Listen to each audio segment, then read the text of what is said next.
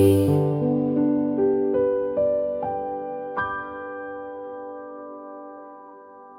Welcome back to The Quiet Fire. I'm Jayne, and today we arrive at the final episode of this series. And what a journey it has been. Together we've explored the science of hormones and the mystery of transformation. We've spoken about rage and grief, relationships and intimacy, reinvention and creativity. We've talked about sleepless nights, hot flushes, brain fog, purpose, identity, and the often unspoken realities of becoming a woman in midlife. But today is different. Today is not about what is ending. Today is about what remains. And perhaps even more importantly, what emerges. This episode is called The Reclaimed Woman, Thriving Beyond Menopause. And I want to begin with a question. What if menopause was never the story? What if it was simply the bridge? Because for so much of this journey, women are told what they are losing. Fertility, youth, hormones, elasticity, the ability to eat half a cheesecake at midnight and somehow wake up looking exactly the same. A personal tragedy, if we're being honest. But what if we have been asking the wrong question entirely? What if instead of asking, what have I lost? We asked, what have I gained? Because something fascinating begins to happen once the hormonal storm starts to settle. Not for everyone at the same speed. Not in exactly the same way. But for many women, there comes a moment when the dust begins to clear. The nervous system starts finding its rhythm again. Sleep improves. Confidence returns. The body becomes more familiar. And something else quietly arrives. Perspective. The kind that only experience can teach. The kind that cannot be purchased, borrowed, inherited, or faked. The kind earned through living. Now, let's begin with some science. Because there is actually growing research suggesting that postmenopausal women may enter one of the most psychologically significant phases of life. For decades, scientists viewed menopause primarily as a reproductive ending. Today, that view is evolving. Researchers studying aging, neuroscience, and positive psychology increasingly recognize that later life can be a period of continued growth, learning, contribution, and fulfillment. The brain remains remarkably adaptable. This is known as neuroplasticity. For many years, scientists believed significant brain development stopped relatively early in adulthood. We now know that isn't true. The brain continues forming new connections throughout life. New skills can be learned. New passions discovered. New identities formed. In other words, you are not finished. Your story is not complete. And your future is not a footnote. One of the most important factors in healthy aging is movement. Now, before anyone panics, I am not about to tell you to run a marathon. Unless you want to. In which case, I shall cheer enthusiastically from a comfortable chair.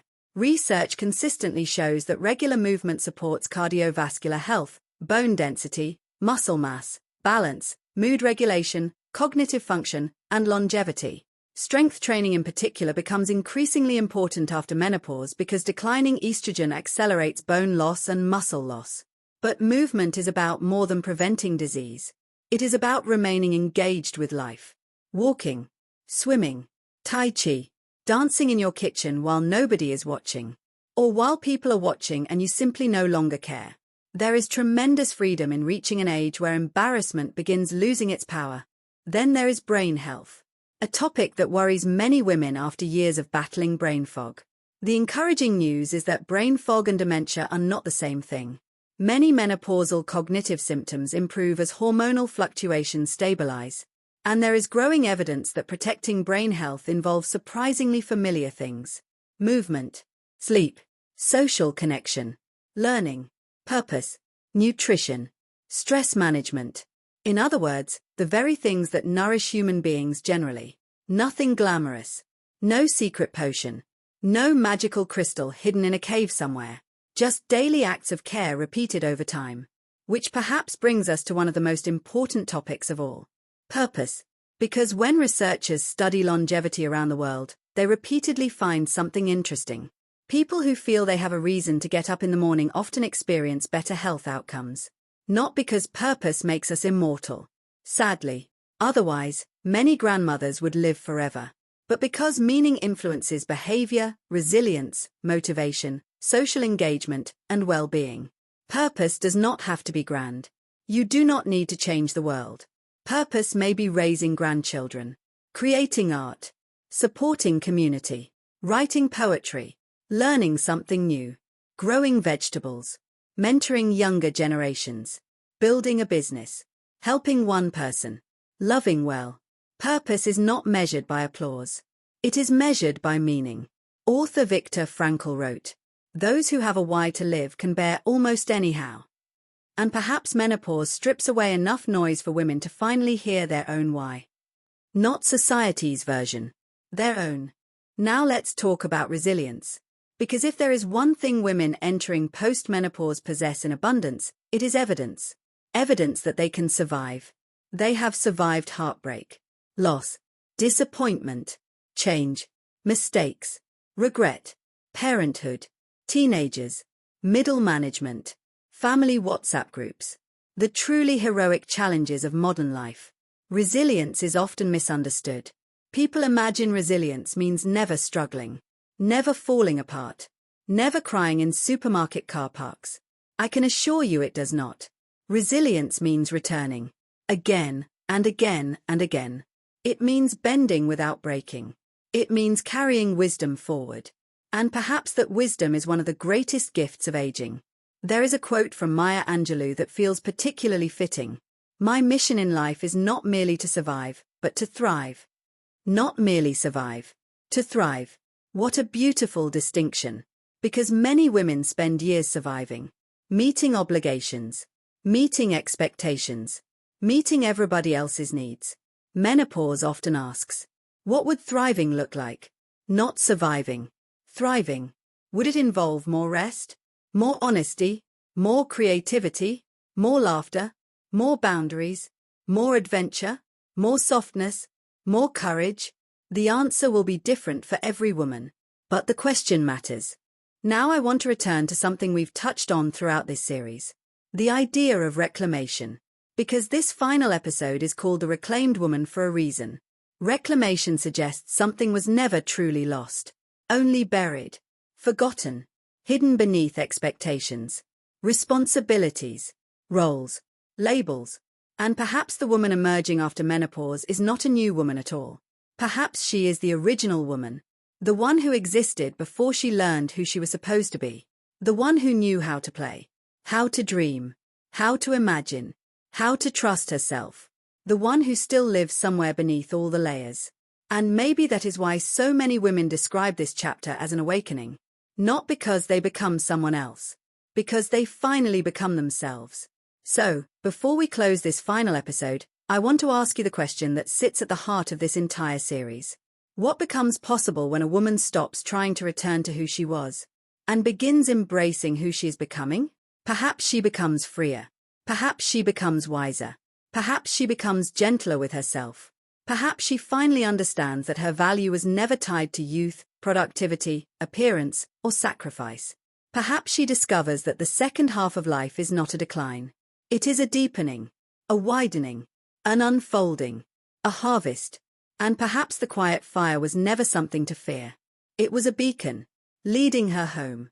Before we close today, I want to share something very personal. The journey that inspired this podcast didn't end with these conversations. In many ways, it became something tangible, something women could hold in their hands. Over the course of creating The Quiet Fire, I found myself asking, what would it look like if women had a companion for this journey? Something that could offer reflection, wisdom, encouragement, and gentle guidance through the many stages of transformation we have explored together. That question became the Reclaimed Woman Oracle, a deck born from the lived experience of menopause, midlife awakening, healing, grief, creativity, sovereignty, and self-reclamation. Within the deck are 4 archetypal pathways: the Oracle, the Alchemist, the Sovereign, and the Queen, alongside a collection of companion cards that honor the emotional landscapes many of us encounter along the way: the fog, the ache, the threshold, the ember, the tether, and so many others. Alongside the deck is the Reclaimed Woman Oracle Guidebook, offering deeper insight into each card, reflections, journaling prompts, and guidance for navigating this profound transition with curiosity and compassion. And because every transformation deserves space to be witnessed, I also created the Reclaimed Woman Oracle Journal, a place for your own reflections, revelations, dreams, questions, and discoveries. Together, they form a complete companion for the woman who feels herself changing and wishes to explore that journey more deeply.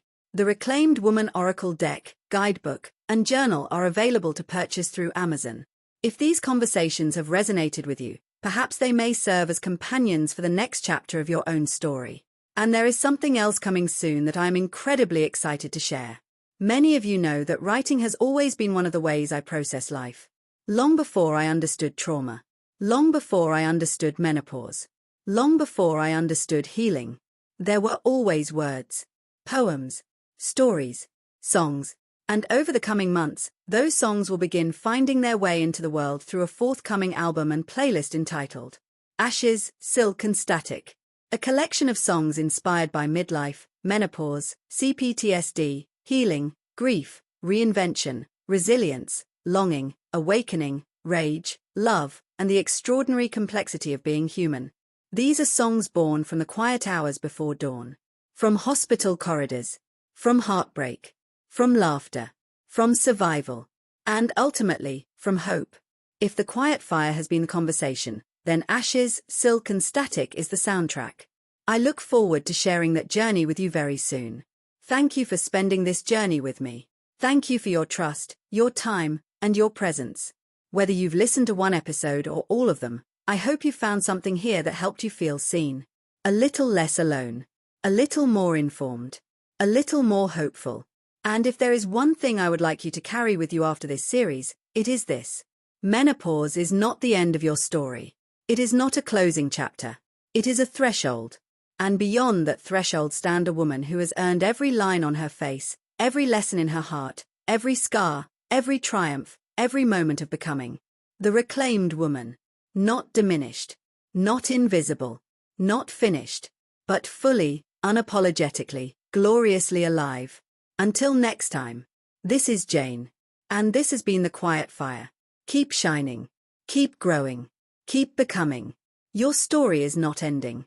In many ways, it is only just beginning.